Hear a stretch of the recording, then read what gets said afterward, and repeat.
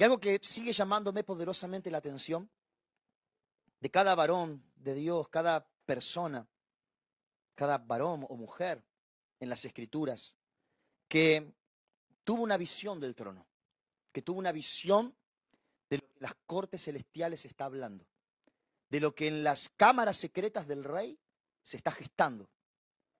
Todo hombre o mujer que tuvo una experiencia con ver que se le corre el telón y poder ver lo que está siendo gestado en el salón del trono, fueron literalmente arrebatados de su realidad terrenal, temporal y física, y fueron dimensionados a un plan eterno.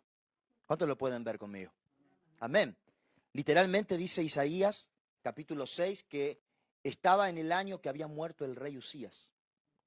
O sea, nos dibuja cuál es la realidad temporal, terrenal, humana, que él está viviendo en aquellos días. Era el año que había muerto el rey Usías. Cualquiera puede decir, era el año que me divorcié. Era el año que murió mi familiar, que murió mi ser querido. Era el año que quebró mi negocio. Era el año que un familiar quedó privado de la libertad. Era el año en el cual una pareja se rompió. Era el año donde me traicionaron. Era el año donde fracasé en tal área. Porque sería un correlato literal de lo que está diciendo Isaías. Era un mal año. Era el año que había muerto el rey Usías. ¿Cuántos me están siguiendo? Si a esto le añadimos de que el rey Usías no era solo que murió el rey, no era solo, murió el presidente, murió el rey, murió el gobernador. No, el rey Usías era primo de Isaías. O sea, era el año que había muerto su primo. ¿Cuántos me están siguiendo hasta acá? Y no solo que era un rey y era su primo, sino que era un buen rey. Usías fue tan buen rey de que aún en esa generación muchos llegaban a dudar si él no era el Mesías prometido, si él no era el ungido, porque fue un rey de justicia, fue un rey justo. O sea que no era solamente un año en el cual había muerto un rey, había muerto su primo, sino que había muerto un rey de justicia. Y si a esto le añadimos de que Isaías le sirvió fielmente todos los años de su reinado y lo cuidó en los años de su enfermedad, esto nos muestra de que el panorama era bastante desalentador. Todo aquel que ha acompañado a un ser querido en sus tiempos de enfermedad hasta el final, saben el hueco que queda, porque no solamente se fue un ser querido, sino alguien en quien uno ocupó toda su energía en esos tiempos finales, en esos últimos meses, en esos últimos años. ¿Cuántos me están siguiendo? O sea, mis amados, era un mal año para Isaías. Si vamos a Ezequiel, Ezequiel dice que era el 31 de julio cuando vio el cielo abierto y empezó a ver visiones de Dios. Pero cuando vemos en qué año y en qué época, era en el tiempo que Israel estaba en la cautividad de Babilonia. O sea, su nación estaba esclava de un imperio. Estaban esclavos de un rey tirano. ¿Cuántos pueden decir conmigo? Era un mal año. Amén. Y si vamos al libro de Apocalipsis, ¿cuánto le gustaría tener una revelación con el Apocalipsis? Que Dios le muestre los cielos abiertos, ser llevado a los cielos, ver cosas inefables que no le ha dado al hombre conocer. Amén. Wow, qué lindo, ¿no? Pero ¿saben dónde él tuvo esa visión? ¿En un culto poderoso? No. ¿En un congreso apostólico? No. En la cárcel. Fue en la cárcel, fue preso. Él estaba preso en la isla de Patmos por la causa del evangelio. Y dice que él estaba preso, que él estaba en Patmos, que él estaba en cadenas, él estaba bajo barrotes, él estaba, si ya es cosa dura estar preso, imagínense preso en una isla, doblemente aislado. Pero dice que él estaba en el Espíritu en el día del Señor y escuchó una voz que le dijo, yo soy el Alfa y la Omega, el principio y el fin. Y vio una puerta que se abrió en el cielo y una voz que le llamaba y le decía, sube acá y yo te mostraré las cosas que habrán de suceder pronto. Y esto es algo que a mí me sigue encendiendo el corazón, porque soy consciente de que muchas veces el escenario que Dios elige para revelarnos su plan, para revelarnos sus caminos, para revelarnos su gloria, para hacernos partícipes de lo que está pasando en el trono, para hacernos partícipes de lo que se está hablando en el salón del trono, muchas veces son en contextos muy difíciles. Yo quiero empezar esta noche dándole ánimo a alguien. Quizás digas, muy lindo esto de súbenos al trono, al salón del trono, como cantábamos hoy. Llévame más alto. Querer ver lo que los ángeles ven y que cantan día y noche, santo, santo. Algo habrán visto, cantábamos hoy, ¿no? Algo ven los ángeles que ellos día y noche declaran, Él es santo. Yo quiero verlo también, pero yo hoy estoy más como para una palabra de restauración, para una palabra de sanidad, para una palabra de dale para adelante, que la vida sigue. Pero yo quiero hoy cambiarte esa mentalidad. Puede que hoy, en medio de tu prisión de Patmos, sea el escenario que Dios escoja para mostrarte una revelación del trono. En medio de la situación adversa que hoy estés viviendo, yo diga, esto es para que me den, para que me tiren una amiguita de pan para saciar la sed de mi alma, el hambre de mi ser. Pero, ¿sabes qué? Dios no piensa como el hombre piensa. Y muchas veces una de las maneras en la cual Dios nos arrebata de la realidad opresora que estamos viviendo aquí en la tierra es revelándonos su plan. Revelándonos qué se está hablando en el salón del trono. ¿Qué se está hablando en el salón del trono? Puede cambiar hoy toda tu perspectiva. Uno de mis salmos favoritos es el Salmo 2. Y en el Salmo 2, el rey David dice, ¿por qué conspiran las naciones? ¿Por qué maquinan maldad contra Dios y su ungido? ¿Por qué dice, liberémonos de sus cadenas, liberémonos de su yugo? ¿Por qué las naciones conspiran contra Dios? Así que David también estaba en una temporada de un panorama desolador. Las naciones, los reinos vecinos que lo rodeaban, se volvían en contra de los caminos de Dios. Cualquier parecido con los gobiernos de nuestro tiempo presente no es coincidencia. Gobiernos que se vuelven en contra de los planes de Dios, de la palabra de Dios. ¿Sí o no? En contra de los valores de Dios, en contra de lo que es justo según Dios. Amén. Pero después de ver ese panorama desolador, dice la palabra que David hace un Selah. Digan conmigo Selah. Y saben que la palabra Selah es un intervalo musical. Un Selah es como un silencio musical. Pero no un silencio musical como de las orquestas para que se hace una pausa y arrancamos de vuelta.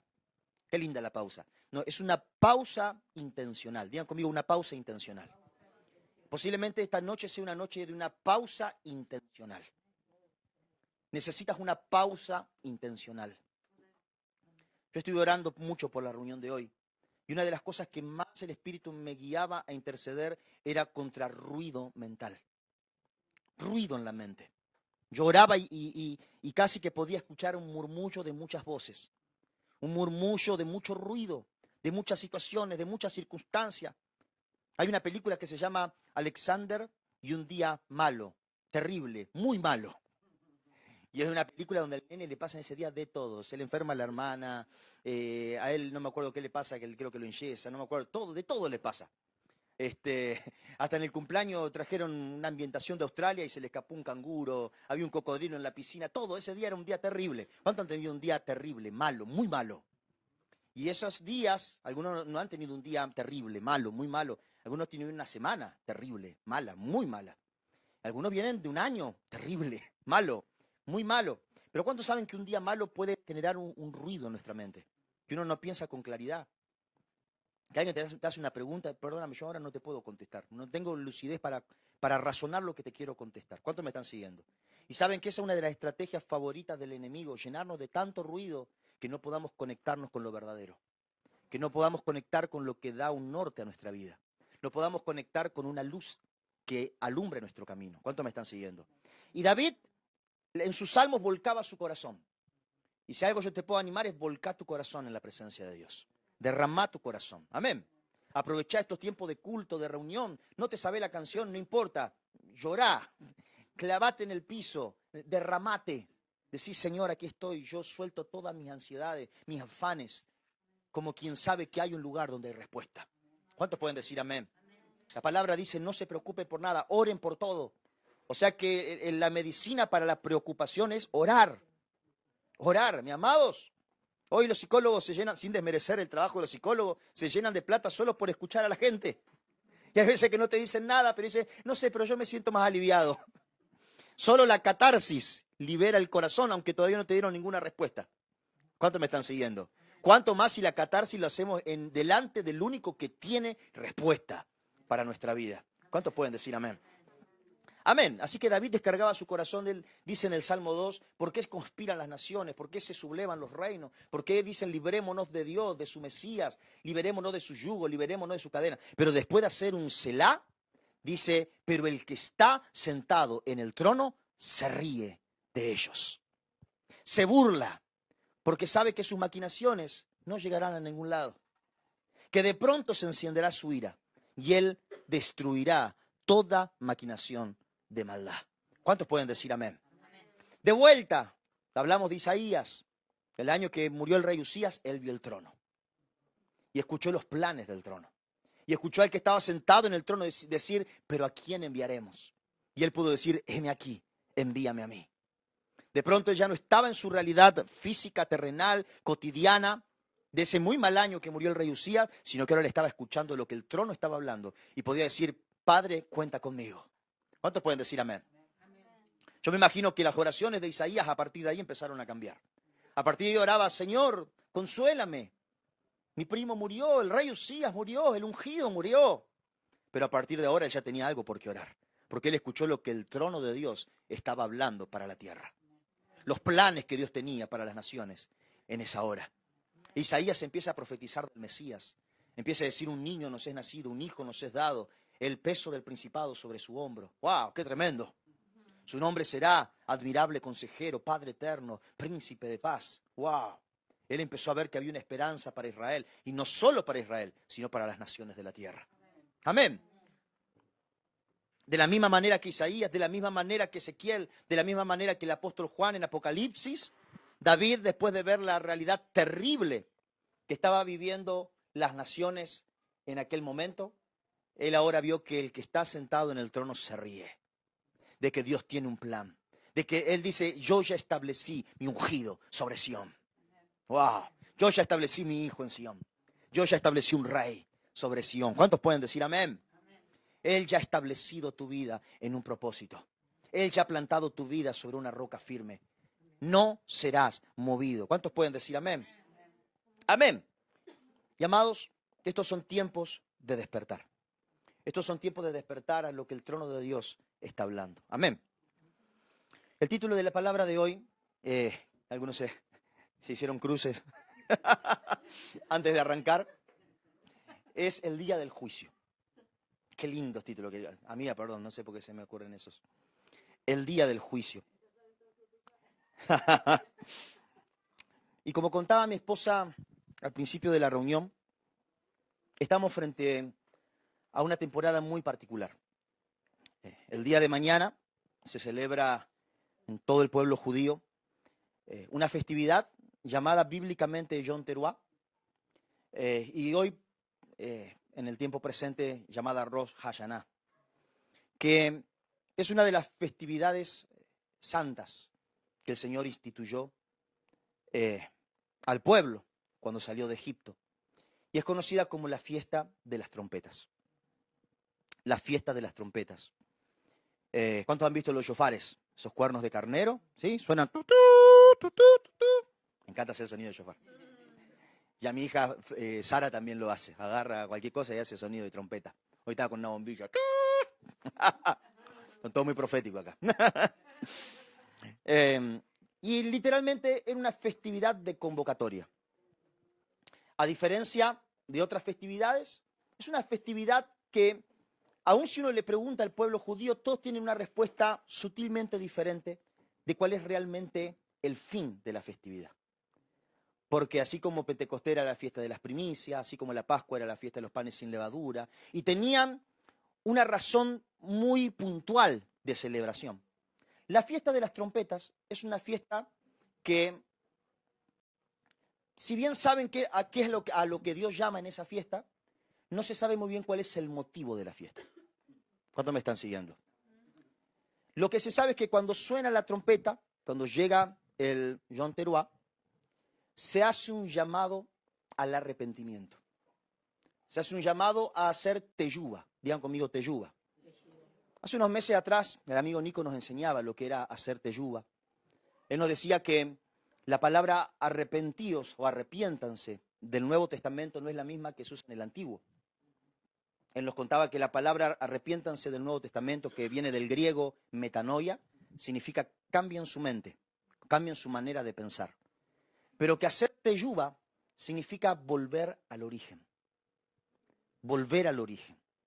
O sea, nuestra mente, nuestros pensamientos, nuestro corazón, a veces que se distrae con muchas cosas, se enreda en muchas vertientes, caminos, en otras metas, en otros intereses. Y el llamado de la trompeta era un llamado a volver al origen, volver a nuestras bases. El apóstol Juan diría en Apocalipsis, volver al primer amor, volver a la llama que un día nos ardió en la zarza en el desierto, volver al momento donde Dios nos habló, volver a las palabras que fueron dichas de nosotros, volver a nuestro eje, volver a nuestro llamado, a ser teyuba. ¿Cuántos están conmigo? Y la verdad que, amigos, desde que compartiste eso, me encantó ese término. Porque no es solo cambiar de manera de pensar, sino que es volver al origen. Es volver al original. Es salir de muchos engaños, de muchos velos, que la vida, que el enemigo, que los sistemas de este mundo nos van entretejiendo y volver a foja cero. Volver a la zarza que nos ardió en el desierto. Volver al llamado más primitivo. Volver al esto dijo el Señor sobre mi vida. ¿Cuántos pueden decir amén? Es un llamado al arrepentimiento, pero que es un llamado a volver al eje de nuestras vidas. Volver a Él. ¿Cuántos pueden decir amén a esto? Y había una razón por la cual hay un Yom Teruah, y es porque un par de días después hay un Yom Kippur. Y el Yom Kippur es el día del juicio. Ahora, ¿qué es lo que creen los judíos al respecto del Yom Teruah y del Yom Kippur? En el Yom Teruah, ahora también llamado Rosh Hashanah, se celebra el Año Nuevo judío. Así que a partir de mañana es el Año Nuevo judío. ¿Cuántos me están siguiendo hasta acá? Amén. Así que siempre que va a venir el Año Nuevo, viene la fiesta de las trompetas, se suena la trompeta y la gente es convocada al arrepentimiento. Es convocada a hacer teyuba, a meditar y volver al origen. Deshacerse de todo lo que ha desviado su vida y volver al origen. Si Dios está hablando eso en esta noche es porque hay muchos que van a hacer teyuba. Muchos que van a ser llevados al original una vez más. Van a ser purificados de todo y van a ser llevados a lo más puro de Cristo Jesús. ¿Cuántos pueden decir amén?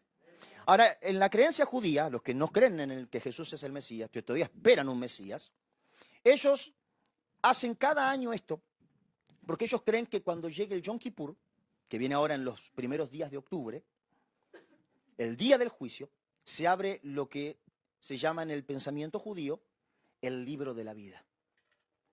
Porque cada año se abre el libro de la vida y según las obras de cada uno, según las obras de cada persona, se decide, se emite un juicio, si van a entrar en el libro de la vida o si van a ser escritos en el libro de los muertos. ¿Cuántos me están siguiendo? El libro de la vida es entrar en un año favorable, un año de favor, porque tus obras te fueron contadas por justicia. Este es el pensamiento judío, no el nuestro, ¿sí? Porque tus obras fueron pesadas, fueron contadas justas, entonces podés entrar en el libro de la vida y eso va a hacer que Dios te dispense un año de favor. El año favorable. ¿Cuántos me están siguiendo? En cambio, los que sus obras no le fueron contadas por justicia, van al libro negro, ¿sí? A la libreta negra, donde significa que vas a tener un año donde el favor de Dios te es retirado de tu casa. ¿Cuántos me están siguiendo? ¿Cómo se traduce esto al pensamiento cristiano? Pensamiento cristocéntrico. Nosotros creemos de que hay un día del juicio, que de hecho cada festividad, la Pascua, el Pentecostés, la fiesta de los tabernáculos, el jubileo, el Yom Teruah, son figuras proféticas de cada etapa que el pueblo de Dios ha vivido desde los tiempos de Jesús hasta nuestros tiempos. ¿Cuántos me están siguiendo? De hecho, mi esposa en algún momento le va a compartir mucho más profundamente de esto que le estoy hablando. Quiero pasar rapidito por esta parte. Pero Jesús cumplió ya una parte de las 7 festividades, de las 7 lámparas de la menorá. ¿Cuántos me están siguiendo? ¿Cuántos recuerdan la menorá que nos habló Flor un domingo? Cada lámpara significa una fiesta. Jesús cumplió ya 4 de esas fiestas, incluida la Pascua. Él ya es el cumplimiento de todo eso. Y ahora quedan 3 festividades por delante y la que inaugura esa festividad es la fiesta de las trompetas. Cualquier significado profético no es coincidencia. O sea que después de la Pascua, después de la muerte del Cordero, de su resurrección, lo que queda por delante es la fiesta de las trompetas. ¿Cuántos me están siguiendo hasta acá? Y la fiesta de las trompetas no es todavía el día del juicio. Es un llamado de arrepentimiento, porque el día del juicio está cerca. ¿Cuántos me están siguiendo? Por muchas señales proféticas que hoy no las voy a compartir por una cuestión de tiempo, pero que el que tenga curiosidad, le podemos pasar mucha información, muchos escritos, muchos videitos. Sabemos de que estamos frente a un Yom Teruá muy importante en la agenda profética del final de los tiempos. En el último Yom Teruá, el último Rosh Hashanah del año pasado, fue la invasión palestina, donde secuestraron a estos judíos y empezó toda la guerra de este último año. ¿Cuántos me están siguiendo? Y se está esperando de que, lamentablemente, para este nuevo Yom Teruá hayan acontecimientos notorios. ¿Me están siguiendo hasta acá? Pero esta festividad, ¿saben cómo la llaman los judíos? Esto le va a sonar conocido a alguien. Le llaman la fiesta de la que nadie sabe el día ni la hora. Así le llaman a Yom Teruá, porque está dictaminada por el final de la luna nueva. O sea, ustedes saben que la luna cuando está llena empieza a menguar. Cuando termina de menguar la luna, cualquier parecido con la caída de la reina del cielo tampoco es coincidencia. Cuando la luna termina de menguar, termina de decrecer hasta desaparecer, ya todos están listos porque saben que el tiempo está cerca. Pero realmente no empieza el Rosh Hashanah, el Yom Teruá, la fiesta de la trompeta. No sale el primer sacerdote a hacer la convocatoria hasta que no salga el primer rayito de luna, que indica que nace la luna nueva. ¿Cuántos me están siguiendo? Vieron que la luna se apaga por completo. Cuando sale el primer rayito y alguien hace sonar la trompeta, ese es el momento que empieza el Yom Teruá. Ese es el momento que arranca el Rosh Hashanah. ¿Cuántos me están siguiendo? Por eso, aunque todos saben más o menos cuándo va a suceder, nadie sabe el día y la hora.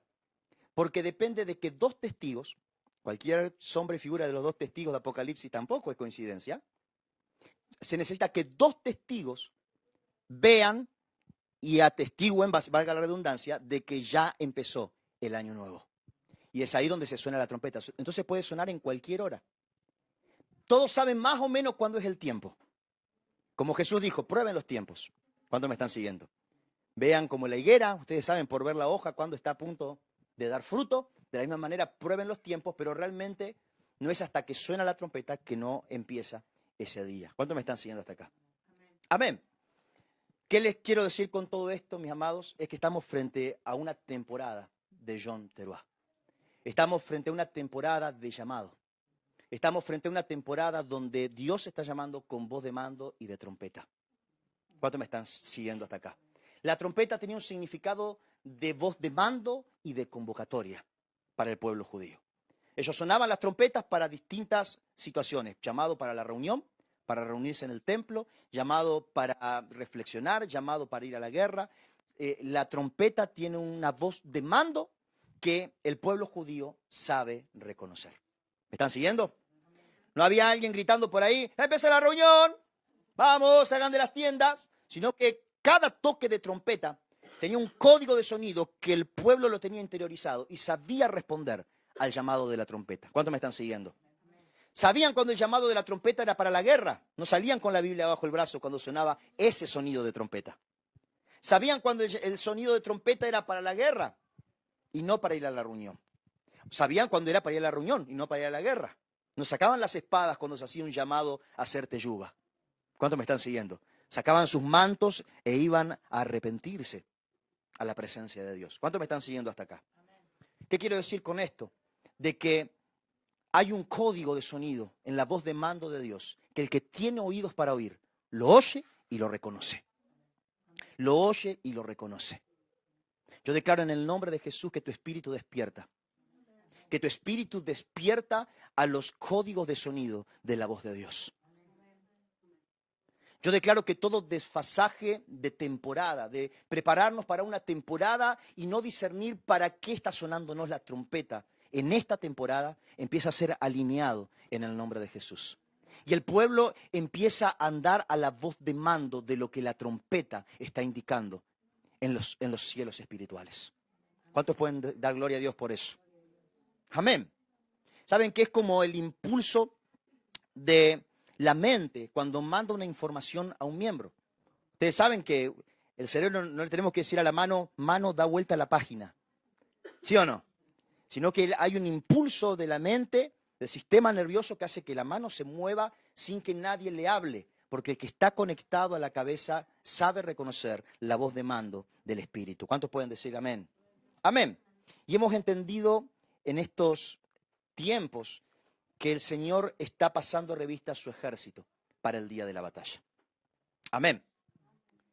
El Señor está haciendo sonar trompeta y el Señor lo que está haciendo es preparando. Amén. No está mandando, alguien diga conmigo, no está mandando, está preparando.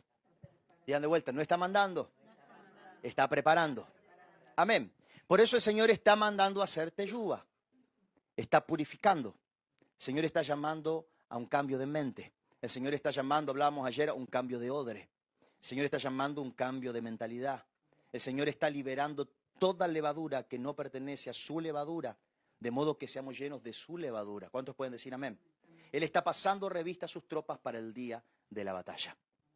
Un segundo punto que vengo compartiendo mucho estos últimos domingos es que tenemos un rol más activo en el cumplimiento de los tiempos del que por muchos años nos habían enseñado. ¿Cuántos están conmigo en eso? Amén. Vos y yo tenemos un rol más activo con todo esto que he hablado, con la restauración de todas las cosas, con el día del juicio, de lo que por muchos años habíamos entendido, creído o lo que nos habían enseñado. ¿Cuántos me están siguiendo hasta acá? Amén. Ahora, amados, cuando dice que Él pasa revista para el día de la batalla, no significa solo que Él está pasando lista. No significa que esté diciendo, Mariela, presente, Shelly, acá no se dice presente, me decía mi señorita. No es lo que está pasando. Pasar revista para el día de la batalla es revisar el estado de las filas. Es revisar el estado del ejército. ¿Cuántos me están siguiendo? No es solamente a ver si están todos, sino que es mirar si están bien posicionados. Es mirar si están correctamente parados. Es mirar si están correctamente ubicados. Si las filas están bien armadas, si están desparejas, si no están siendo estratégicamente colocadas. ¿Cuántos me están siguiendo? Es ver si los escudos están a la altura que debieran estar. Es ver si el escudo está cumpliendo la función en las filas que tiene que cumplir o está dejando el hombro de tu hermano de al lado desprovisto para el día de la batalla. ¿Cuántos me están siguiendo? Él está pasando revista a sus tropas para el día de la batalla. Entonces, una de las cosas que debiéramos esperar en este sonido de trompeta, en este llamado de la trompeta, que nos llama a volver al origen, a un cambio de mentalidad, a un teyuba, a un arrepentimiento, a un cambio de paradigmas, debiéramos esperar en este tiempo que el Señor nos escudriñe, que el Señor nos forme, que el Señor nos confronte, que el Señor nos enseñe, que el Señor nos revele cosas que antes no entendíamos. ¿Cuántos están conmigo en esto? Amén. Si algo debiéramos en este tiempo es mantener un espíritu abierto a que se nos enseñe a usar las armas de nuestra milicia. Amén. No, pastor, no importa, yo sabés que con el asadón siempre peleé y siempre me fue bien. Bueno, muy lindo en la época de Saúl y Jonatán que no había espadas en el pueblo, pero ahora el pueblo tiene armas. Tiene armas para su milicia. ¿Cuántos me están siguiendo hasta acá? No, mire, pastor, yo con el rastrillo me defiendo. No, muchas gracias por tu actitud, pero hay espada, hay lanza, hay jabalina, hay escudo. ¿Cuántos me están siguiendo? Ayer Mel nos compartía algo tremendo y nos contaba de cómo Jonatán y su paje de armas conquistaron el campamento enemigo, pero nos contó de que no fue uno solo, sino que se pusieron de acuerdo, de que supieron uno ocupar un rol y el otro el rol que tenía que ocupar. Que mientras Jonatán avanzaba en el frente, el paje remataba a todo el que quedaba vivo por el camino. ¿Cuántos me están siguiendo hasta acá? Amén. Eso hace parte de que él pase revista a sus tropas para el día de la batalla. Cuando un general pasa revista a sus tropas para el día de la batalla, no solo está pasando lista, los está capacitando para el tiempo que viene. Cuando el general don José de San Martín inició la expedición a los Andes, para liberar de los realistas Argentina, Chile y Perú, él tomó un puñado de criollos, ¿no? De indios, de paisanos, de gente que no sabía de guerra. Pero San Martín se formó en Europa para la guerra, se formó en estrategia militar, se formó en el uso de las armas. Y él no solamente es recordado porque mandó un grupo de osados a la batalla, sino porque él los transformó de un grupo de osados en un grupo de soldados. ¿Cuántos me están siguiendo? Él les enseñó el uso de la espada. Ahí no bastaba que un gaucho le diga, no, don José, yo uso el facón de chiquito, no, usted no sea problema. No, en mi ejército hay armas para la milicia. Hay un tipo de arma para la milicia y el Señor te quiere enseñar a usar las armas de tu milicia. Amén. Mira que te al lado y decirle, déjate enseñar. Amén. Entonces parte de este tutú de hoy, bueno, los que están viendo por allá los maté. Los maté con el sonido. Parte de este sonido de trompeta, parte de este Yom Teruah, de llamar al pueblo al arrepentimiento, es porque lo estamos llamando a un tiempo de preparación. Hay un Yom Teruah porque va a haber un Yom Kippur. ¿Cuántos me están siguiendo? Hay un día de arrepentimiento porque también hay un día del juicio. Amén. Ahora yo quiero sacarlo de toda mentalidad cuando hablo de arrepentimiento de pecado. Inmediatamente dice, sí, tengo que dejar el juego. No, más vale, si alguno está con el juego, déjelo, ¿no? Dos mangos aparte. Sí, tengo que dejar el pucho. No, quiero sacarlos de esa mentalidad, porque el que de pronto no fuma, ni va al juego, ni anda con mujeres, va a decir, bueno, yo no necesito esto. Tu abuela. Porque no es un arrepentimiento de pecado, también lo incluye. Si hay algo que uno tiene que soltar, obviamente eso es carga para el ejército. ¿Cuántos me están siguiendo? Dice Hebreos 12, que corramos con paciencia la carrera que tenemos por delante, despojándonos de todo peso y del pecado que nos asedia. Amén. Pero no dice solo del pecado, sino también de todo peso, de todo lo que puede ser obstáculo. Y todo lo que puede ser obstáculo a veces es nuestra mentalidad, es como yo aprendí a hacer las cosas. ¿Cuántos me están siguiendo hasta acá? Es como ese hombre que le preguntó a la suegra, ¿por qué le enseñó a su hija a cortar la punta de las pizzas antes de meterla al horno? Y dice, no, porque se corta, las puntas de las pizzas no se mandan al horno, se cortan a dos puntas. ¿Pero quién le dijo? No sé, a mí me enseñó mi mamá. Entonces le fue a preguntar a la abuela de la señora, ¿por qué su hija y su nieta cortan la...? Y la abuela se empezó a reír. Dice, ¿en serio hace eso tu señora? Sí. No, yo cortaba la punta porque cuando la masa me quedaba grande yo tenía un horno chiquito. Pero con el horno que tienen ustedes. Ellos mantuvieron una mentalidad de que se cortan las puntas porque se cortan, porque así me enseñó mamá y porque así me enseñó la abuela. ¿Cuántos me están siguiendo? A la hora de la batalla, cuando el general pasa revista para el día de la batalla, él tiene que quitar todo vicio que hay en nosotros, toda maña que hay en nosotros, toda estructura de pensamiento que hay en nosotros, toda manera que hemos aprendido a resolver las cosas, toda manera incluso que hemos aprendido a servir a Dios. Porque quizás lo que te sirvió en tu pasado, para el tiempo que viene, Dios tiene que refinar tu manera de usar las armas de tu milicia. Amén. A fin de que seas efectivo, no solo por ti, sino por el bien de su propósito. Dice, ya he dado orden a mis consagrados, he reclutado a mis valientes, a los que se alegran de mi triunfo. El ejército que Dios está convocando no es un ejército que está buscando conquistar victorias personales, victorias individuales. No están buscando tener un ministerio, no están buscando tener púlpito, no están buscando ser visto, no están buscando que Dios me use. Están buscando el triunfo del Rey.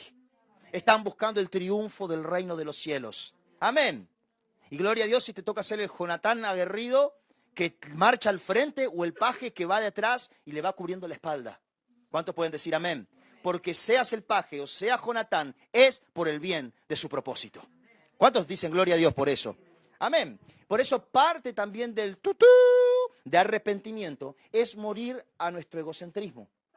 Es morir a todo egoísmo, es morir a toda autosuficiencia, es morir a, bueno, yo siempre lo hice así, es morir también a toda frustración.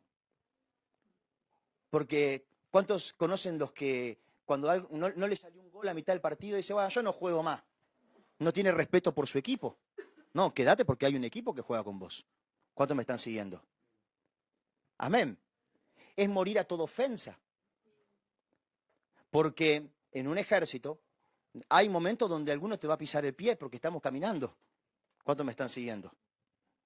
Hay un momento donde en el calor de la batalla alguien te va a dar una orden, va a decir, por ahí no. Y si vos te ofendés, no solamente te hace mal a ti, sino que es una baja para tu ejército. Es migrar de una mentalidad individual a una mentalidad corporativa. Es saber que no tengo un propósito. Dios tiene un propósito y yo soy parte de su propósito. Yo tengo un rol en su propósito. ¿Cuántos pueden decir amén? Amén. Dice el apóstol Pablo que las armas de nuestra milicia no son humanas. Primer punto de pasar revista al ejército. Las armas de este ejército no son humanas. Amén. Digan conmigo, las armas de este ejército no son humanas. Pero digan también, porque nuestra guerra no es humana. Digan conmigo, nuestro conflicto no pertenece a este mundo. Digan conmigo, el diablo no tiene problemas conmigo, sino con lo que represento. ¿Cuántos pueden decir amén? Saben que mi esposa tenía una prédica de cuando éramos líderes de adolescentes. Me gustaba predicar a los adolescentes con muchas películas, con series, con cosas que ellos lo pudieran. Y hay una película de Alicia en el País de las Maravillas, de Tim Burton, donde ella cae en el País de las Maravillas, se está escapando de un matrimonio arreglado, ya es una Alicia adulta, se cae por el hueco de un árbol, cae en un mundo de fantasía, ella cree que se golpeó la cabeza y está soñando, y le dicen que ella es la elegida para pelear contra un dragón, y que había una profecía en ese universo, donde una Alicia rubia, y está en la foto en la profecía, con una espada, es la que vence a ese dragón maldito que azota a todo el País de las Maravillas. Y ella dice, yo no puedo ser, yo no soy una guerrera, sos vos, porque sos la de la profecía. Alguien tiene que escuchar esta palabra, sos vos, sos la de la profecía. Amén. Es contigo. Pero algo tremendo es que el momento donde ella asume su llamado, asume su destino, ella toma la espada y cuando se está por enfrentar con el dragón le dice, nos volvemos a encontrar, vieja enemiga. Y ella dice, yo no te conozco. Y le dice, a ti no te hablo, simple portadora, le hablo a la espada vórtica. Porque cada campeón que venció a ese dragón en cada generación lo venció con esa espada. Esa espada era su vieja enemiga. A ti no, simple portadora, le hablo a la espada, dijo. Y me acuerdo que Flor, vaya, me pusieron los pelos de punta de vuelta. Cuando compartió esa palabra, ella nos dijo, las guerras que tiene es porque tu enemigo reconoce la espada que portas. Es su vieja enemiga. Es la que le venció en la cruz del Calvario. Es la que le venció en las cuevas de Adulam. Es la que le venció en el desierto Israel contra Amalek. ¿Cuántos están conmigo? Esa simiente maldita, esa simiente del enemigo, reconoce lo que portas. Por eso el apóstol Juan dice, mayor es el que está en ti que el que está en el mundo. Porque se trata del que está en nosotros, de lo que representamos en el mundo espiritual. ¿Cuántos están conmigo hasta acá? Amén. Yo quiero compartirles acerca de las armas de nuestra milicia en el libro de Segunda de Samuel. Perdón, Primera de Samuel.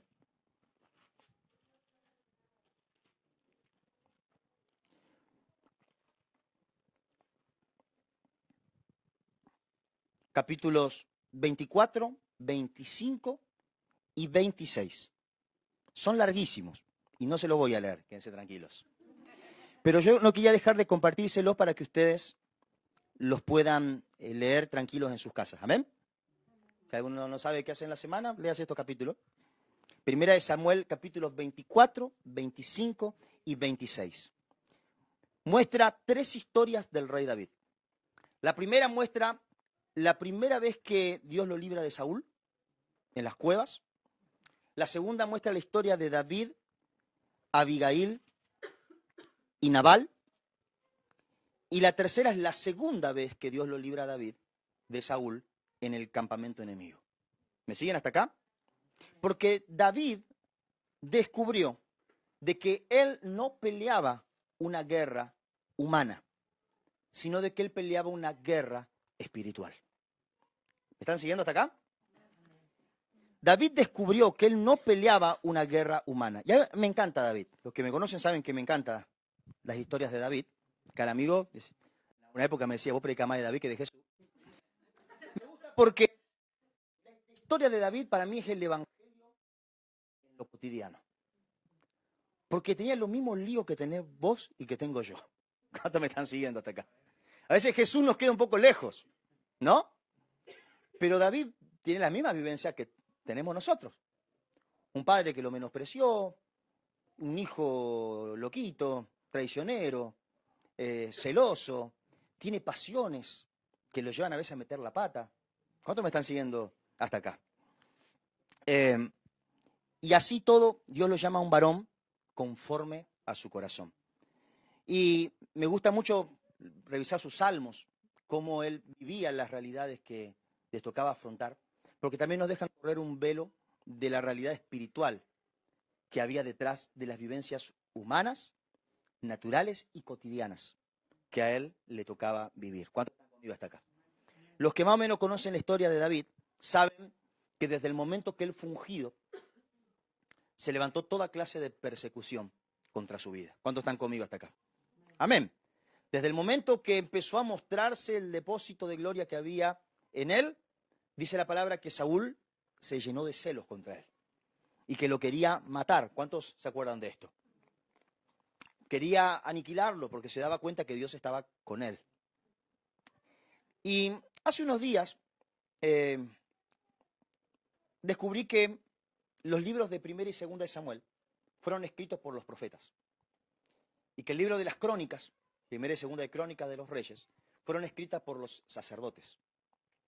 Posiblemente por Esdras, por estos sacerdotes que reescribieron la escritura cuando volvieron de la cautividad. Y eso me pareció fascinante, porque descubrí que tanto en el libro de las crónicas como el de Samuel, se cuenta el reinado de David, pero con una óptica diferente.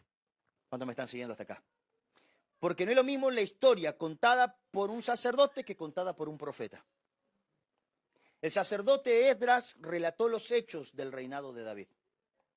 Pero los profetas te desnudan qué pasaba en el mundo espiritual mientras David estaba teniendo esas vivencias en su vida. ¿Cuántos me están siguiendo? En otras palabras, si tu historia la cuenta cualquier hijo de vecina, va a decir, ¿cómo es tu nombre? Carlos va a decir, Carlos, lo echaron del trabajo, va a decir, tuvo un lío en la casa, tal cosa, ¿no? Pero un profeta va a decir, un espíritu se ensañó con él, pero la mano de Dios estuvo en tal lado. ¿Cuántos me están siguiendo? Va a contar el mismo relato, pero mostrándonos qué está pasando en el mundo espiritual. Un dato de color, solo porque soy el pastor y hago lo que quiero. No, mentira. Un dato de color. ¿Cuántos recuerdan la historia del censo? Que David, yo siempre crecí con esta historia. David cometió 2 errores. Fornicar con Betsabé, mandar a matar al marido. Bueno, hay 2 errores en uno ahí. Vamos a ser buenos con él y lo resumimos en uno. Hacemos un paquete como en las empresas de celulares, ¿no? Paquete. Metemos un pecado acá porque si no... y el segundo fue censar el pueblo. ¿Cuántos recuerdan eso? Censar el pueblo cuando Dios no le mandó a censar el pueblo. Y que era un poco un acto de desconfianza de Dios y confiar en lo que el hombre confía. ¿Cuántos hombres tenemos para ir a la guerra? ¿No? Pero me impactó leer en Segunda de Samuel, en el último capítulo, el capítulo 24 de Segunda de Samuel, que fue Dios el que inspiró a David a censar al pueblo. Es algo que a mí me llamó muchísimo la atención. Es algo que a Dios no le agradó, pero en Crónicas solamente relata la historia, pero en el libro de Segunda de Samuel dice que Dios insufló a David, lo movió a que censara al pueblo, porque Dios quería juzgar al pueblo por su maldad. ¡Apa!, dije yo. O sea, él quería juzgar no a David, al pueblo. Pero mientras este justo estuviera en justicia, Dios no podía tocar al pueblo. Entonces Dios lo mandó a hacer algo injusto a David. Qué locura, ¿no? Hasta me suena hereje decirlo. Pero lo dice la Biblia. Literalmente dice que Dios movió a David a censar al pueblo porque quería juzgar al pueblo. Entonces lo movió a hacer algo injusto. Llama a Joab, le dijo, ve y censa al pueblo. ¿Cuántos hombres tenemos si tuviéramos que ir a la batalla? Recorrieron todas las tribus de Israel, volvieron con el reporte, tenemos tantos miles de hombres, y dice la palabra, no dice, y Dios lo reprendió a David. Desde el momento que le trajeron el resultado del censo, dice, David tuvo la convicción de que lo que había hecho no era justo. ¡Wow! Miren qué corazón alineado a la justicia de Dios. Qué corazón que entendía la justicia de Dios. ¿Cuántos me están siguiendo? Él supo de ese momento que lo que había hecho no era justo. Y dice que dijo, ¡ay de mí! He obrado mal. ¡Ay! Dijo. Diría mi amigo Nico, ¡ah! He obrado mal. Ya está, sé que obré mal. A los pocos días dice que un vidente lo vino a visitar, profeta, y le dijo, Su Majestad, Dios habló conmigo y me dijo que tiene 3 opciones de cómo quiere recibir el castigo por haber censado al pueblo. Sí, yo me lo estaba esperando ya. Ya sabía. Entonces le dijo, o que los enemigos te persigan por 3 años, o que estén bajo sitio durante 3 meses, o que una peste los visite por 3 días. Y acá es tremendo. Porque dice que David dice, me pusiste entre la espada y la pared, le dice. Pero mira, si algo yo he aprendido es que el hombre es malvado y que Dios es amoroso. Así que prefiero quedar en manos de Dios. Yo creo que ahí a Dios se le empezó a derretir el corazón. Prefiero quedar en manos de Dios. No, que ni vengan los enemigos ni que me persigan por 3 años. Que venga la peste. Quedemos en manos de Dios. Y dice que una peste vino y el ángel de la muerte empezó a tocar a todos los hombres del reino. Pero dice que en un momento Dios le dijo al ángel de la muerte, ¡para! Claro, porque David estaba diciendo, Dios es amoroso. Yo prefiero quedar en sus manos. Y tuvo que detener la pestilencia. ¿Cuántos me están siguiendo hasta acá? Amén.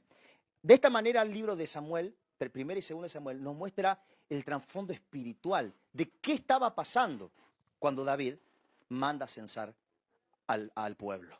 No es solo que un día se le ocurrió una idea, Dios estaba queriendo hacer algo en el pueblo. Y una vez más, la palabra nos muestra cómo la justicia de David hacía que los juicios tuvieran que cortarse sobre la vida de él. ¿Cuántos me están siguiendo hasta acá? Amén. Dice en el libro de Apocalipsis que este varón del que cantamos hoy, varón de guerra, Cristo Jesús, el que camina en caballo blanco, pelea una guerra justa. Este es el primer principio que yo quiero compartirte en esta noche. La guerra espiritual que se levanta contra tu vida, la guerra que se profundizará hacia el final de los tiempos, es una guerra que no es humana. Por eso las armas con las que la pelees, con las que la pelees, no puede ser humana. ¿Cuántos me están siguiendo? Recuerden que todo hablamos bajo el contexto de teyuba, cambio de mentalidad. Aprender a usar las armas de tu milicia. Es tiempo de que dejes de pelear con armas humanas, porque estás peleando una guerra espiritual. Y punto número 2, no es una guerra a la que te mandaron de lanzado nomás, de osado, sino que hay un general que va al frente. Y es una guerra justa. Eso marca toda la diferencia. ¿Me siguen hasta acá? Todos principios, la guerra que hoy estás viviendo es espiritual. Por lo tanto, las armas de tu guerra son espirituales. Ahí mete en tu mente lo que estás viviendo en este tiempo. Las injusticias que hoy estás viviendo, las opresiones que hoy estás viviendo, las persecuciones que hoy estás viviendo, las opresiones mentales, emocionales, espirituales que hoy estás viviendo. Es una guerra espiritual. Amén.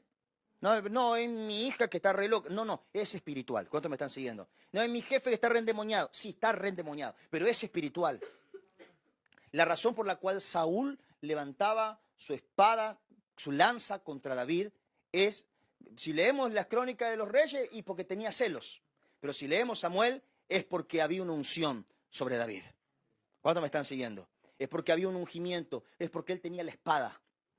Es porque él tenía el temido enemigo del diablo, el temido enemigo de la reina del cielo. ¿Cuántos me están siguiendo? Miren, amados, si no es espiritual la guerra que él sostenía contra Saúl, estoy haciendo un spoiler de la prédica, pero que cuando Dios le da la victoria definitiva contra Saúl, dice que los enemigos bajaron al campo de batalla, tomaron las armaduras de Saúl y las presentaron en el templo de Artemisa, de Astarte, perdón, de la reina del cielo. ¿Cuántos me están siguiendo hasta acá? Amén. Quiero que me acompañen a 2 Samuel 22, esto sí lo voy a leer.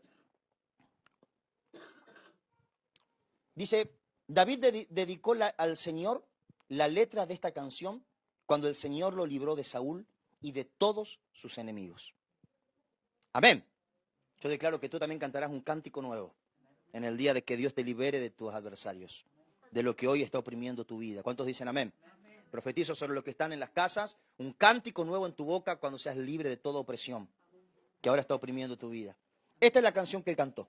Escuchen qué profético esto. El Señor es mi roca, mi amparo, mi libertador, es mi Dios, el peñasco en que me refugio, es mi escudo, es el poder que me salva, mi más alto escondite. Él es mi protector y mi salvador. Tú me salvaste de la violencia. Invoco al Señor, que es digno de alabanza, y quedo a salvo de mis enemigos. ¡Wow! Recuerden que este es un hombre que mató un gigante con una honda, que es un hombre que arrasaba a los ejércitos enemigos de Israel.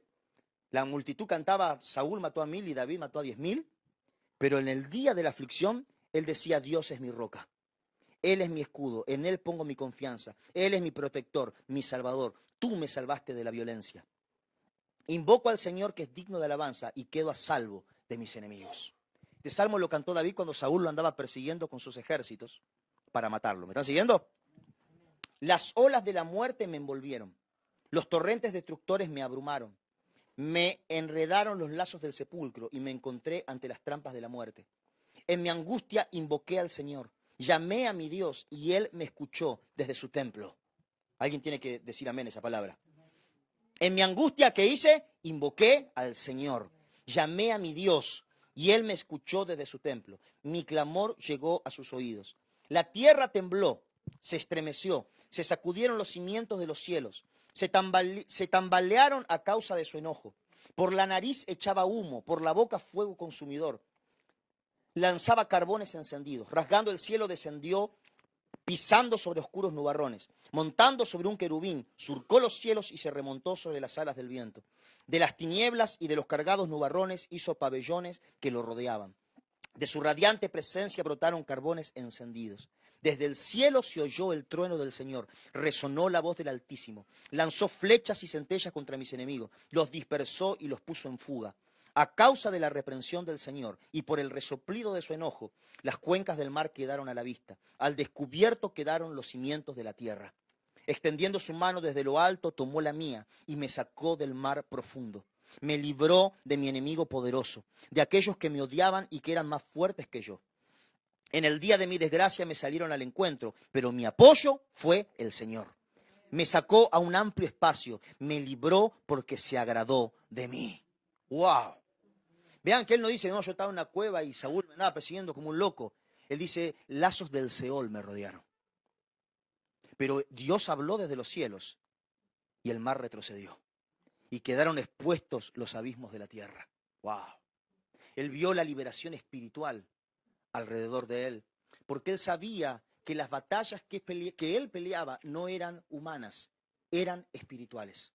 Amados, si ustedes me preguntan cuál era el secreto de las victorias de David, es que él no era un general de guerra, un rey como los otros reyes peleando con espada y con fuerza. Era un hombre que era consciente de que la guerra que su reino recibía era una guerra espiritual. Era por causa de la simiente de Dios, era por causa de las palabras que él cargaba en su interior. ¿Cuántos me están siguiendo? Entonces, en vez de él confiar en su justicia, en vez de él confiar en su fuerza, en vez de él confiar en ejército, en vez de él confiar en carros, él decía, yo busco la roca de mi salvación. Yo clamé al Señor en el día de mi angustia y Él me escuchó. Él me libró del varón violento. Él me libró del hombre peligroso. Él me libró de enemigos que eran más fuertes que yo. ¿Cuántos me están siguiendo hasta acá? Amén. Yo sé que acá nadie va a tener que enfrentar un ejército. No va a ser un reino con espadas, pero sí que son amenazas naturales, humanas. Son realidades tan físicas que toda tu lógica te dice que te haga justicia, que responda, que te haga valer, que busque un contacto, que llame a un abogado. ¿Cuántos me están siguiendo? Yo a alguien le quiero decir en esta noche, tu guerra es espiritual. Y hasta que tú no entiendes que tú peleas una guerra espiritual, como David lo entendió, y hasta que tú no entiendas que peleas una guerra justa, él entendía que su guerra era justa, entonces no podrás confiar que cuando el juez dicte sentencia, tú serás librado y tu enemigo será condenado. ¿Cuántos me están siguiendo hasta acá? Amén. Me sacó a un amplio espacio, me libró porque se agradó de mí. Y acá quiero entrar a algo muy específico. No dice porque tu gracia fue grande, no dice porque tuviste misericordia, sino dice, me libraste porque te agradaste de mí. ¿Cuántos me están siguiendo hasta acá? ¿Cuántos recuerdan la prédica de Fran? Don y galardón.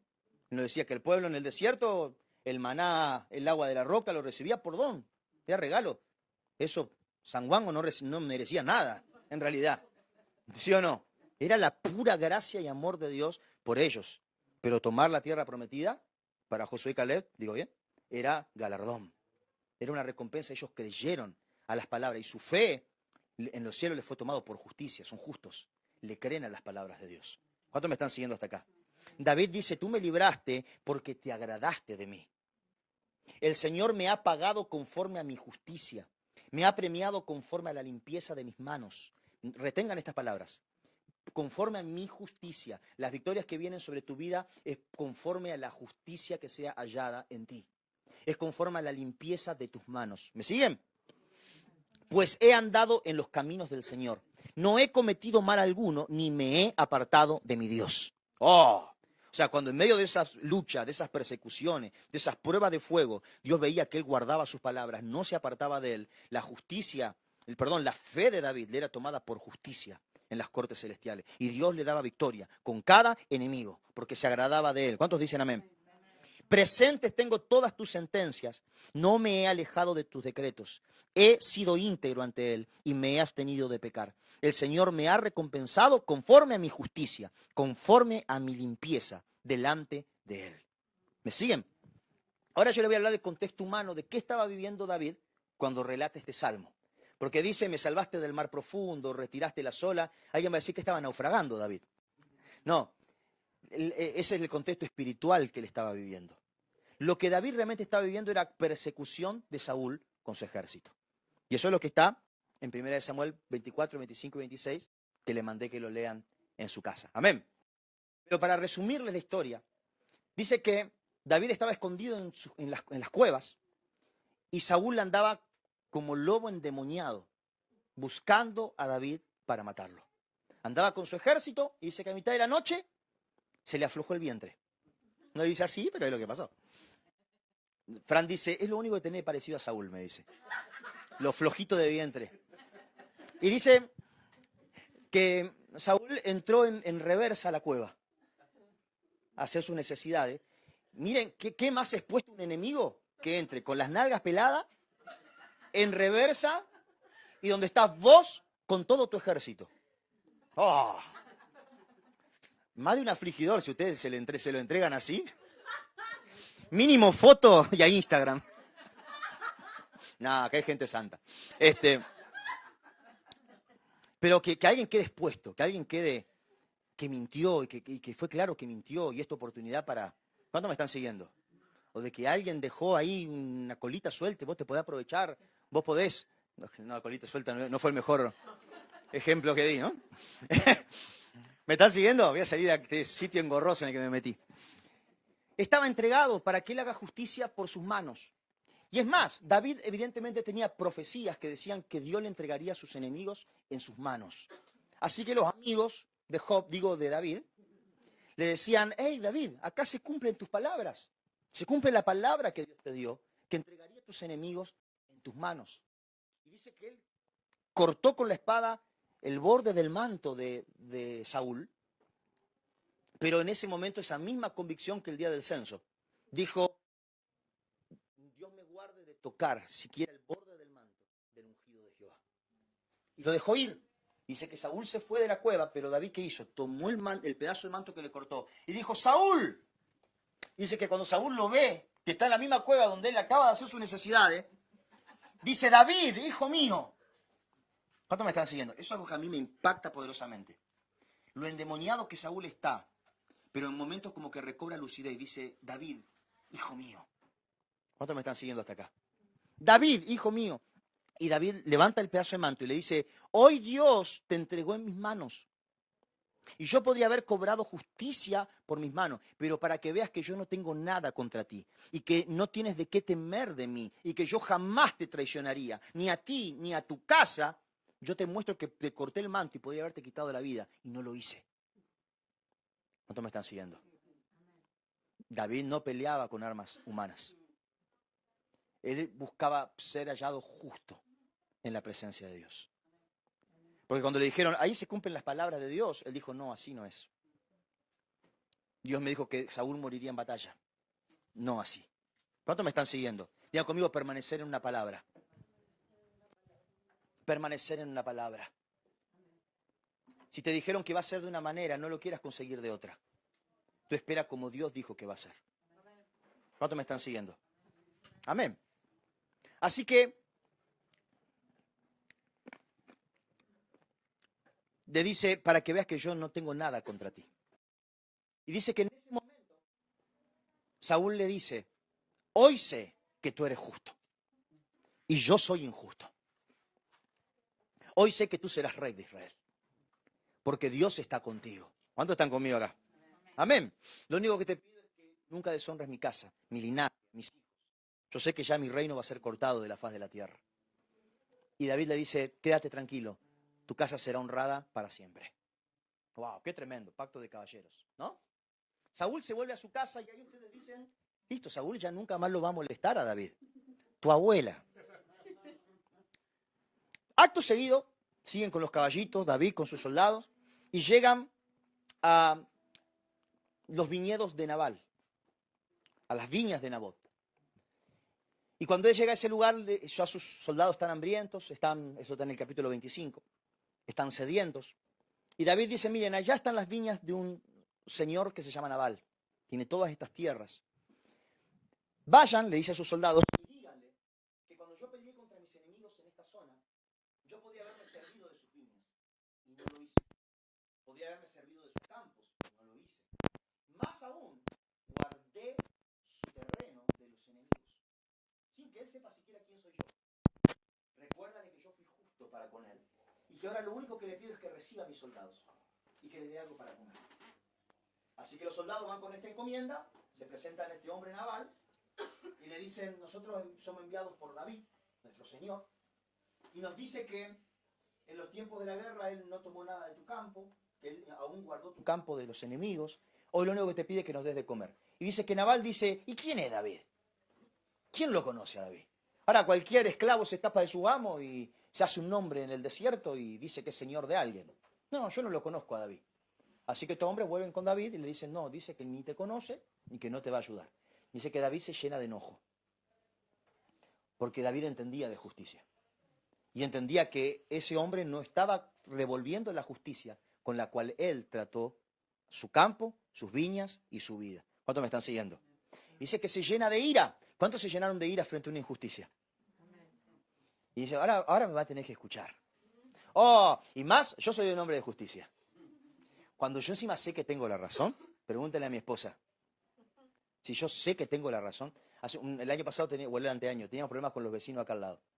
Y venía y nos decían, no, porque el ruido es molesto, porque no sonora. Mira, yo lo que sé, le digo que lo que hacemos no son ruidos molestos porque no ponemos sonido, no hay parlante, no son horarios extraños, de las 6 de la tarde a las 9 de la noche, no hay nada que pueda...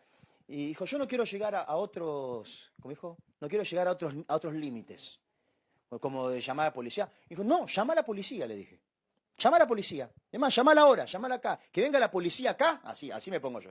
Y que él diga si yo hago ruido molesto, que él decida entre vos y yo. Se dio media vuelta y se fue a la casa.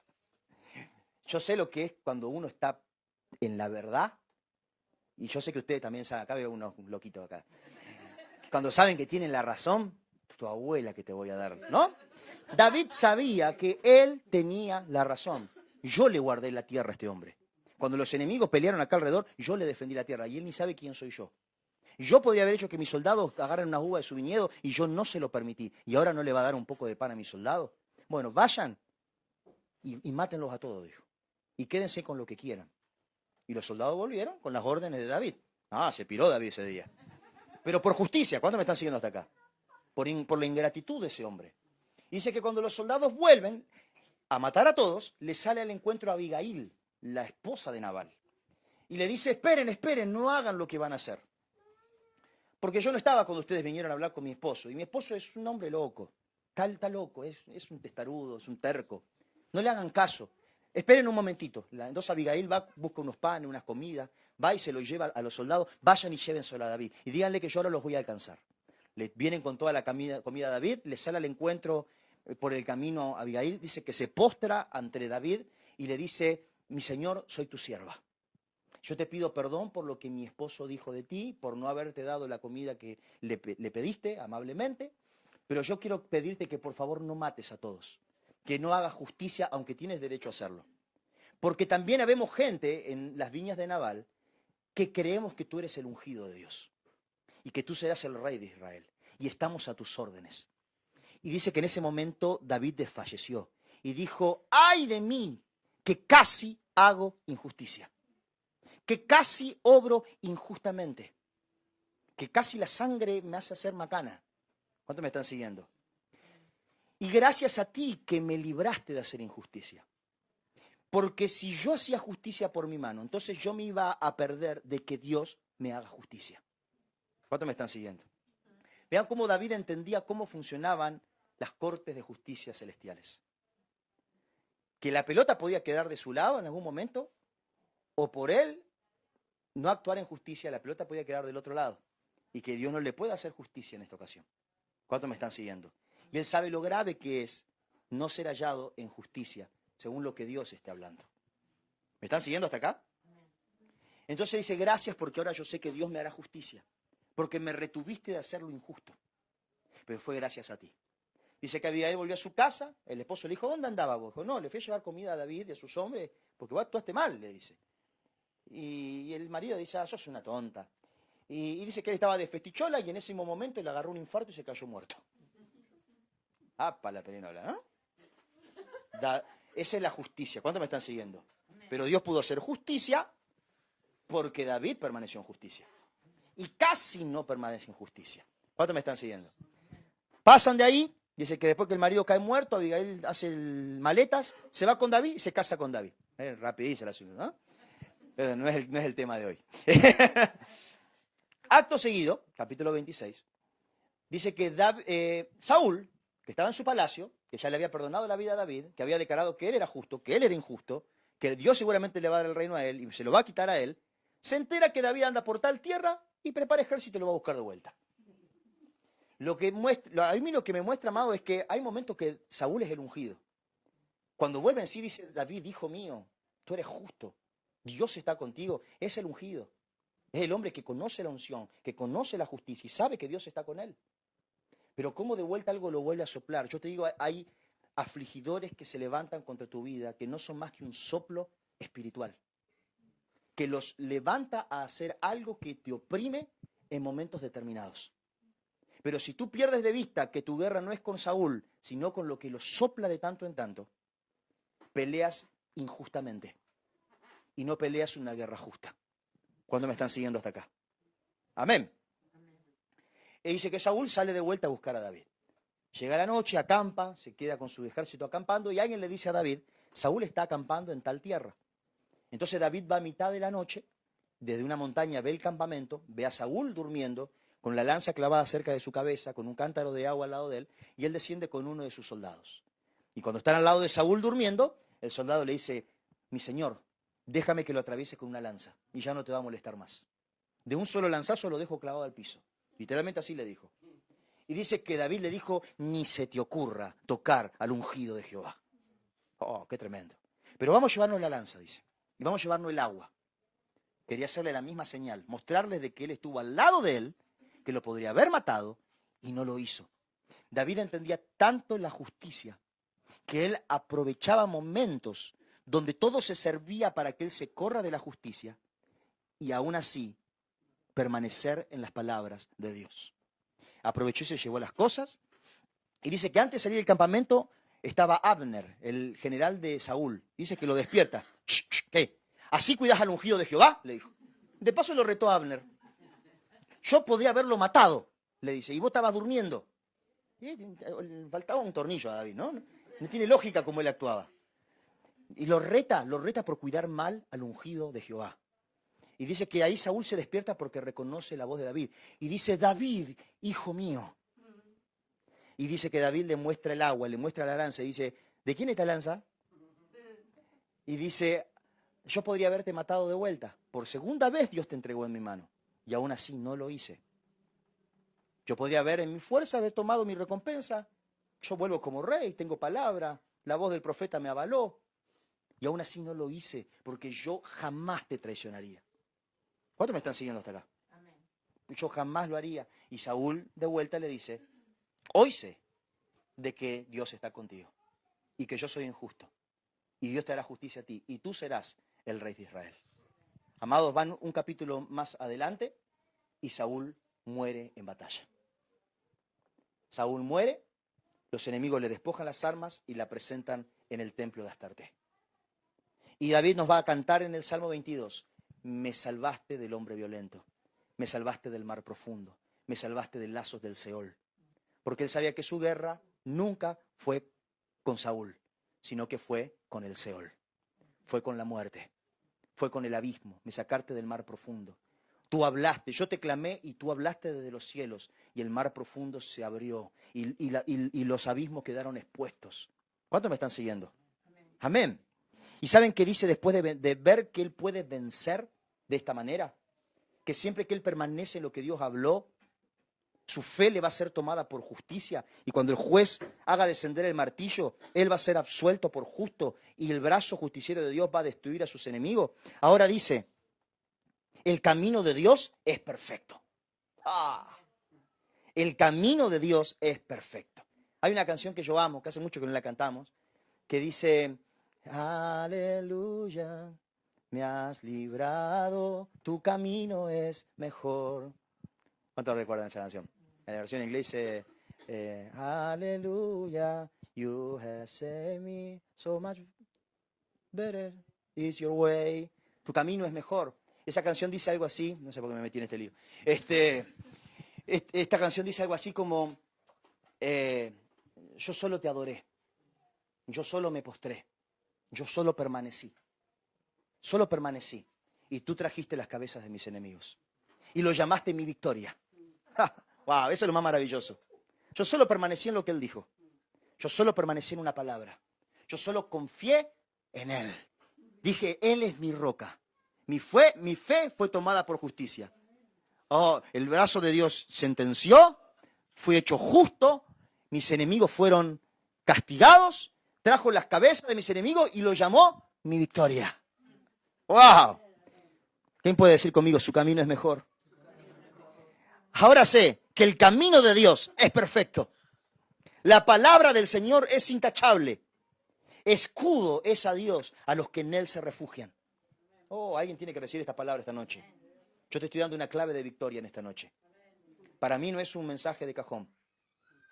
Yo he visto victoria tras victoria. Dios me dio esta palabra estos días.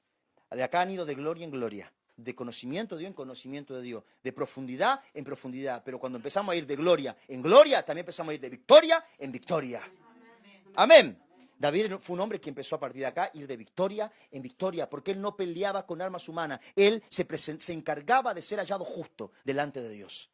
Y no por santurronería, no por, ay, no miro Netflix, no. Porque él no declinaba de lo que Dios le dijo. Él permanecía en la palabra que Dios habló. Eso es santidad, eso es justicia, eso es ser hallado justo. ¿Cuántos me están siguiendo? El camino de Dios es perfecto. La palabra del Señor es intachable. Escudo es Dios a los que en Él se refugian. Pues ¿quién es Dios sino el Señor? ¿Quién es la roca sino nuestro Dios? ¿Quién? Yo le pregunto, ¿quién?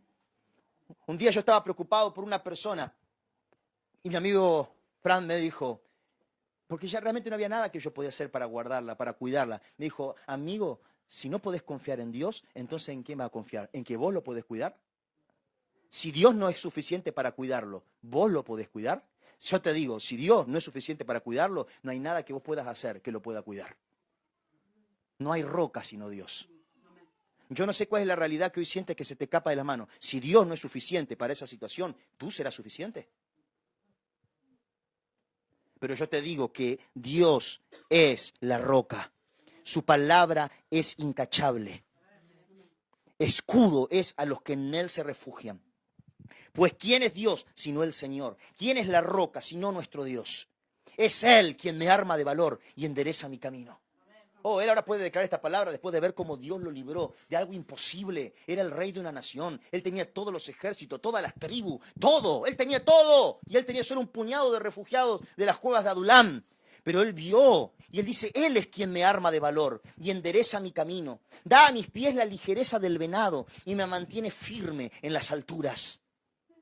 Es Él el que te mantiene firme en las alturas. Él es el que te da pie de sierva para que andes en los montes. Es Él.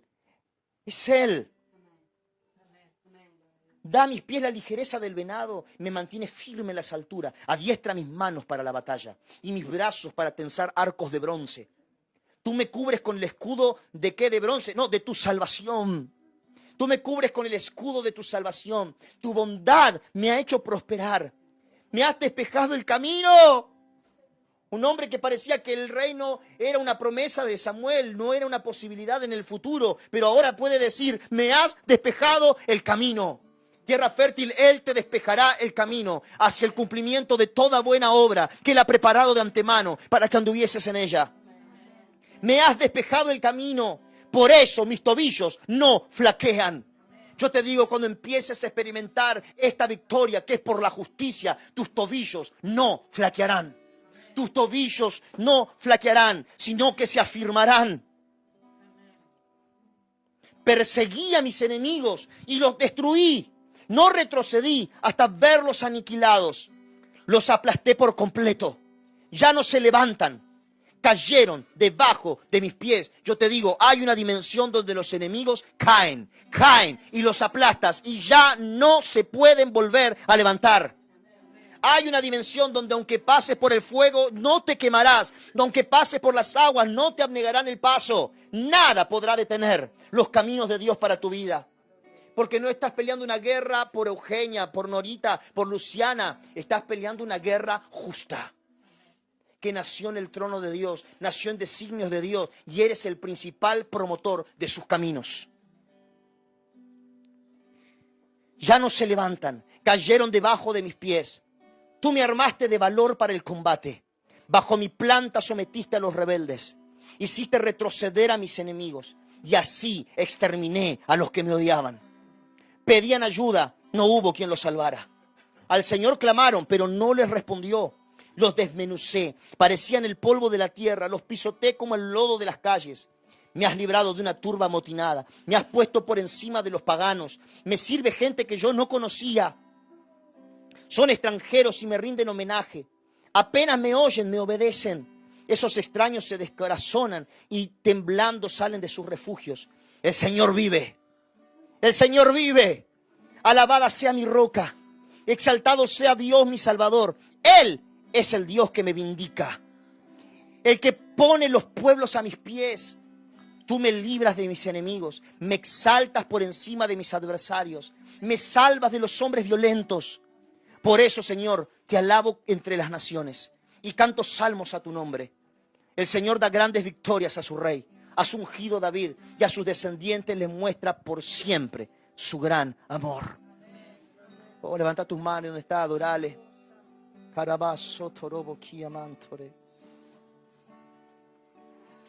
Oh, aleluya. Hay aflicciones que hoy están sobreviniendo a tu vida, que son el campo de entrenamiento del ejército de Dios. ¿Sabes cómo aprendió David a pelear las guerras de Dios? ¿Sabes cómo aprendió a ganar las victorias de Dios contra todo enemigo del propósito? Lo hizo en estos tiempos de las cuevas de Adulam. Lo hizo en estos tiempos de huir. Lo hizo en estos tiempos de opresión. Lo hizo en estos tiempos donde no era rey, donde no tenía un nombre, donde no era reconocido, pero aprendió que Dios era suficiente y que ser hallado en una palabra era suficiente. Ser hallado en una palabra era suficiente. Y yo te digo para ti, ser hallado en la palabra que Él habló para ti es suficiente para que cuando el martillo del juez caiga, tú seas hallado justo y tus enemigos sean condenados. Yo declaro que ha llegado el tiempo del fin para todo sistema opresor del pueblo de Dios. Porque vas a decir, los perseguí, los aplasté, no se levantaron más, quedaron bajo mis pies, son como el polvo sobre el cual camino, porque esa autoridad es real. fuiste sentado junto con Cristo en los lugares celestiales, muy por encima, muy por encima, muy por encima de todo poder, de todo trono, de todo nombre que se nombra. Esa es tu realidad, esa es tu herencia eterna. Más aún le digo, este fuego de prueba que se llamó Saúl, le enseñó a David cómo se vencen las victorias espirituales. Porque será con estas mismas armas con las cuales despojarás ejércitos enemigos en las naciones. Es con estas mismas armas que harás caer principados. Es con estas mismas armas que abrirás camino donde no lo hay. Aperturarás territorios que estaban cerrados al evangelio. No por fuerza, no por artilugio humano, no por espada, no por número de ejércitos, sino por ser hallado en justicia, porque le has creído una palabra hasta el final. Porque solo lo que Él dice dirás, y solo lo que Él te mande hacer harás. Y tu obediencia será tomada por justicia. Y todo enemigo caerá. Caerán a tu lado 1000, 10.000 a tu diestra, mas a ti no llegarán. Porque el ejército que Dios está levantando tiene una guerra justa por pelear. Oh, tienes una guerra justa por delante. ¿Sabes qué significa eso? Que yo no sé qué es lo que hoy se levanta como un sistema de aflicción contra tu vida. Pero igual que con Alicia en el País de las Maravillas, ese enemigo no se ha levantado por causa de ti. Se ha levantado por causa de lo que portas. Por causa de lo que representas. Hoy el Señor te dice, no es tu guerra, hija, es mi guerra. ¿Sabes qué certeza puedes tener? Que la batalla que hoy estás encarando ya está ganada de antemano. Es una guerra justa. Cristo pelea una guerra justa. Cualquiera que pelee guerras humanas no tendrá necesariamente el respaldo de Dios. Pero todo el que está hoy peleando una guerra justa, sepa que está entrando en una batalla que ya fue decretada su victoria desde antes de empezar. Desde antes de empezar. Desde antes de empezar. Oh, aleluya. Tú solo permanece en mis palabras, dice el Señor. Yo estoy adiestrando a mi ejército a permanecer en una palabra. A permanecer en una palabra. A permanecer en una palabra. Porque si permanece en una palabra, será hallado justo en el cielo. Y todo enemigo recibirá el brazo justiciero de Dios. Recibirá la vara de justicia de Dios. Jamás, Sorobo.